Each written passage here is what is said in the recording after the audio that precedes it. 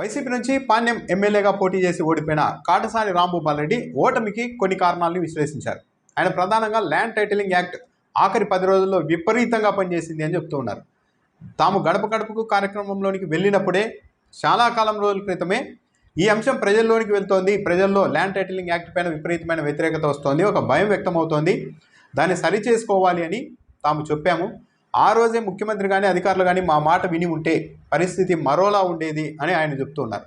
చివరకు ఎన్నికల ప్రచారంలో మా వెంట వైసీపీ నాయకుల వెంట తిరిగిన రైతులు కూడా ల్యాండ్ టైటిలింగ్ యాక్ట్ విషయంలో ఆందోళన చెందారు. ఇప్పుడు అడిగితే చాలామంది మహిళలు అందరూ గ్రామాల్లో అడిగితే భూములు లాగేసుకుంటారు అన్న భయం ఏర్పడింది మాకు, తెలుగుదేశం పార్టీకి ఓటు వేసాము అందుకే అని కూడా చెప్తూ ఉన్నారు. కాబట్టి ఆ రోజే మా మాట విని ఉంటే పరిస్థితి మరోలా ఉండేది.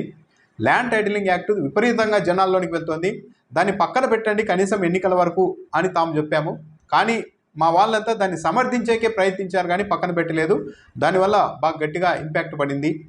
ఇదిగో ఇప్పటికే పాస్బుక్ల మీద జగన్మోహన్ రెడ్డి బొమ్మ వేసుకున్నారు చూడండి, ఇక భూములు లాగేసుకుంటారు మళ్ళీ అధికారంలోనికి వస్తే అంటూ ప్రచారం చేశారని కూడా చెప్తున్నారు. ఇంకో కొన్ని కారణాలు కూడా చెప్పారు. ఇదైతే కాటసాని రాంభూపాల్ రెడ్డి చెప్పిన కారణం కరెక్టే. ల్యాండ్ టైటిలింగ్ యాక్ట్ ద్వారా జగన్మోహన్ రెడ్డి భూములు లాగేసుకుంటారా లేదా అన్న అనుమానం కూడా కొందరిలో ఉండేది. కానీ ఎప్పుడైతే పాస్బుక్ల మీద జగన్మోహన్ రెడ్డి ఫోటో వేసుకున్నారో, అది కూడా తాతల తరం నుంచి సొంతంగా సంపాదించుకున్న భూములకు సంబంధించిన పత్రాలపైన కూడా జగన్మోహన్ రెడ్డి బొమ్మ వేయడంతో చాలామంది ఒక రకమైన విసుగు వచ్చింది. ఎందుకు పులివెందులో వైఎస్ భారతి ప్రచారానికి వెళ్ళినప్పుడు కూడా వైసీపీ నాయకుడు రెడ్డి సామాజిక వర్గానికి చెందిన వ్యక్తి మీరైనా జగన్మోహన్ రెడ్డికి చెప్పి ఆ బుక్కుల మీద ఫోటో తీయించండి అమ్మా, మా భూముల బుక్కుల మీద జగన్మోహన్ రెడ్డి ఫోటో ఎందుకంటే డైరెక్ట్ మాట్లాడేశారు. అంటే ఒక రకమైన అసహనం ఏర్పడింది ఆ టైంలో దీని మీద. కాటసాని రాంభూపాల్ రెడ్డి కూడా చెప్తున్నది అదే. నామినేషన్ల వరకు తానే గెలుస్తానని తెలుగుదేశం పార్టీ వాళ్ళు కూడా అనుకున్నారు. చివరి 10 రోజుల్లో మొత్తం మారిపోయింది ల్యాండ్ టైటిలింగ్ యాక్ట్ వల్ల అని చెప్తున్నారు. ఒకవేళ వైఎస్ఆర్ కాంగ్రెస్ పార్టీ తాము తప్పుల్ని గుర్తించాం, వాటిని సరి చేసుకుంటాం, ప్రజలకు ఎక్కడ ఇబ్బంది కలిగిందో గమనించాం, సరి చేసుకుంటామని చెప్పాల్సి వస్తే తొలుత ఈ అంశం పైన ప్రధానంగా అడ్రస్ చేయాలి వైఎస్ఆర్ కాంగ్రెస్ పార్టీ.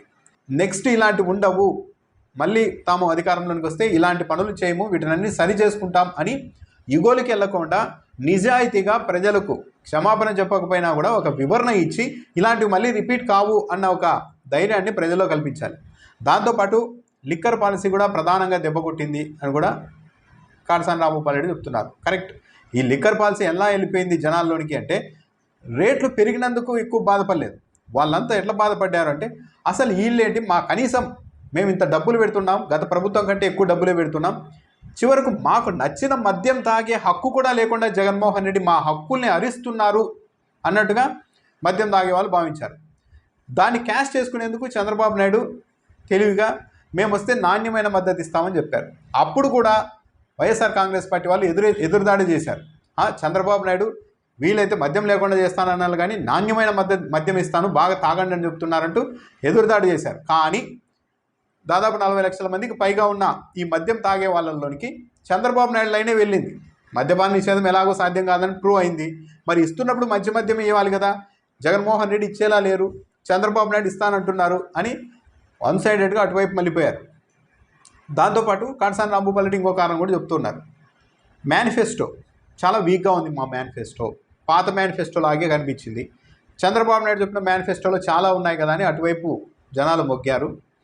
తాము కూడా చెప్పాం కనీసం 1 లక్ష రూపాయలు రుణమాఫీ, రైతు రుణమాఫీనో, మహిళలకు ఉచిత బస్సు ప్రయాణం ఇలాంటివి ప్రకటించాలని కోరుకున్నాం. కానీ అది కూడా చేయలేదు. కానీ చంద్రబాబు నాయుడు మహిళలు ఒక్కొక్కరికి 1500 ఇస్తామని చెప్పడం, ఇవన్నీ బాగా ఇంపాక్ట్ చూపాయి. ఎంతమంది పిల్లలు ఉంటే అంతమందికి అమ్మఒడి ఇస్తామని చెప్పారు. ఇవన్నీ ప్రభావం చూపాయి, దీనివల్ల ఓడిపోయాం అని కాటసాని రాంభూపాల్ రెడ్డి చెప్తూ ఉన్నారు. ఇవన్నీ అయితే కారణాలు అయితే సహేతుకమైన కారణాలే.